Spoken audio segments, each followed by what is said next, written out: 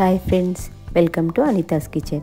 ఈరోజు వీడియోలో నేను మీకు 2 రకాల పొడులను చూపిస్తాను. ఆయిల్ లేకుండానే వీటిని ప్రిపేర్ చేసుకోవచ్చు. పెసరపొడి మరియు కొబ్బరి పొడి. వేడి అన్నంలో ఈ పొడి మరియు నెయ్యి వేసుకొని తింటే చాలా టేస్టీగా ఉంటుంది, హెల్దీ కూడా.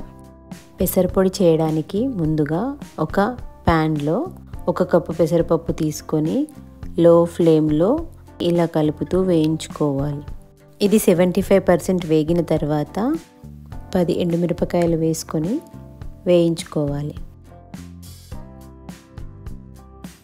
దీంట్లో 1 టీ స్పూన్ ధనియాలు, 1/2 టీ స్పూన్ జీలకర్ర, 6 వెల్లుల్లి రెమ్మలు పొట్టు తీసుకొని వేసుకోవాలి. కొద్దిగా కరివేపాకు కూడా వేసుకొని మంచిగా వేయించుకోవాలి.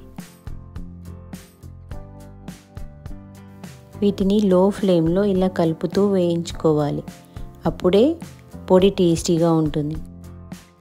ఇవన్నీ దూరగా వేగిన తర్వాత స్టవ్ ఆఫ్ చేసుకొని కాసేపు చల్లారనివ్వాలి.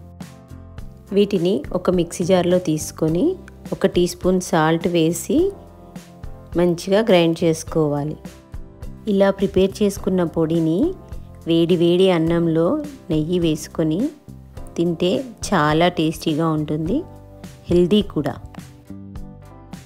ఇప్పుడు కొబ్బరి పొడి ఎలా తయారు చేయాలో చూద్దాం.